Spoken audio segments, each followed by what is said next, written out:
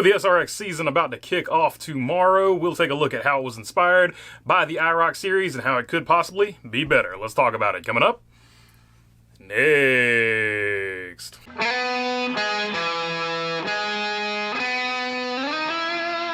What's going on, everybody? Hope you're doing good today.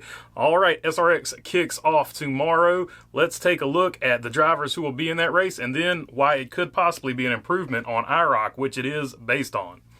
Starting out at Stafford Speedway, you see we got Brad Keselowski, Haley Deegan, Bobby Labonte, Ryan Newman, Tony Stewart, Paul Tracy, Marco Andretti, and Ken Schrader. They will all be competing for the title. Then you have the bonus drivers of Tony Kanaan, Clint Boyer, Kevin Harvick, and Denny Hamlin. So you see right there, first off, the similarities are they both have drivers. The drivers were always all-stars, superstar racing experience, international race of champions.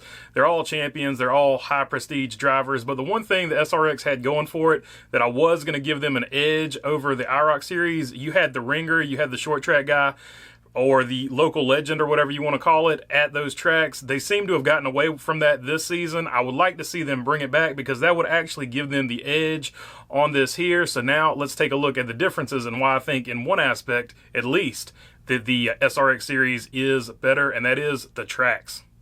As you can see right here, this season they've got Stafford, Thunder Road, Motor Mile, Berlin, Eldora, and Lucas Oil. But in the past, they have had other tracks that include Stafford, Knoxville, Eldora, Lucas Oil, Slinger, Nashville, Five Flags, South Boston, Nashville, I-55, Sharon Speedway, Thunder Road, and Berlin. And that differs from IROC, who had tracks like Watkins Glen, Michigan, Daytona, Riverside, tracks like that. High prestige tracks, don't get me wrong, but they were high prestige for a different reason. They were not local tracks. The tracks that the SRX series races at are local legend tracks. These are tracks that are legendary that haven't necessarily had these big events like the aforementioned IROC tracks have. So in that particular case, I would actually give the IROC, I would give the SRX, I would give the SRX the advantage there because they are going into the heart of the motorsports market, the local blue-collar tracks. You're bringing the superstars back to where the local fans can see them, and I think that is probably the biggest thing they've got going for it. When Tony Stewart and Don Hawk sat down and looked at this, I think they looked at the IROC formula and what they could improve on it, and I think this was the biggest thing they could improve. Instead of racing on circuits and big, huge tracks, we're putting them on short tracks and dirt tracks, and I think that this formula right here is bringing the superstars who were built on these type of tracks in a lot of cases, bringing them back to the fans after they've become superstars, and I think that formula, that aspect of the formula right there is the one thing that actually is going to make this better. Let's continue. Now, I mentioned the fan base there, and I want to touch on the fan base once again. The IROC series was based on more of a man of leisure type thing. That was the fan base they were dipping into. The SRX series is dipping into the blue-collar fan base, so that is also another thing I wanted to put out there and say was better. And, of course, the other thing that I would like to point out is they're starting to race on Thursday nights. That is a game changer. I think that's going to be a great move. The IROC series never had, at least in my mind, the way I remember it, never had like a set schedule where I always knew it was going to come on. With ESPN coverage, with it being on Thursday night, calling it Thursday Night Thunder, a good catchy name, you now know where you can see the SRX series. It's condensed. It's in a section of the NASCAR schedule where it complements, so you can get these NASCAR Cup Series drivers along with the open wheel drivers. They've done a lot of good logistical things to get plenty of champion drivers in there, and it's a lot more drivers than the IROC series ever had, at least the way I'm thinking about it, and also that bottom six on that list. So let's look at that list again.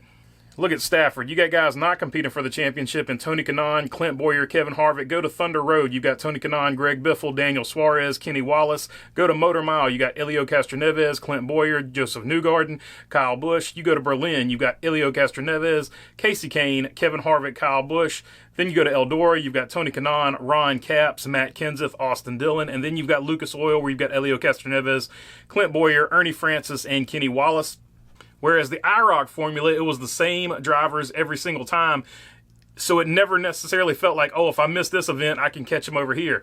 Well, this one, if you miss the event, you can't catch them elsewhere because that might be the only time that driver is racing in the SRX. And not only that, they rotate tracks out. IROC pretty much was the same tracks just about year to year.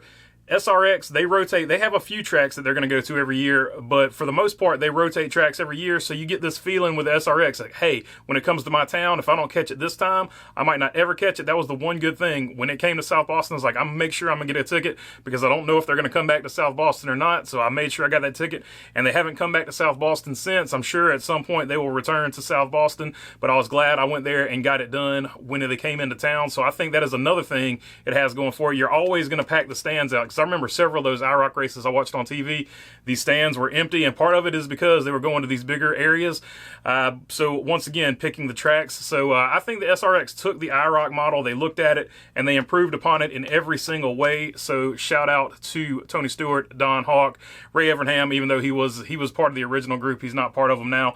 But shout out to those guys. They took a great idea in the IROC, and they used it as a formula. And I don't think, even though it's based on the IROC, I don't think the SRX is anything like IROC to me. When I look at it, I know a lot of people like to compare them, I think, because they were based off of it. But to me, the SRX is just this totally different thing that has improved and gotten better. But that's my take on it. If you made it this far, feel free to subscribe down below. All your subscriptions mean a lot to this channel. If you're already subscribed, you know I appreciate you as well. If you got anything you want to say about it, if you disagree with me, agree with me, let me know down in the comments. If you want to support the channel, there is the merch link in the description down below. And other than that, thanks for your time. Make sure you watch the race tomorrow night. Peace.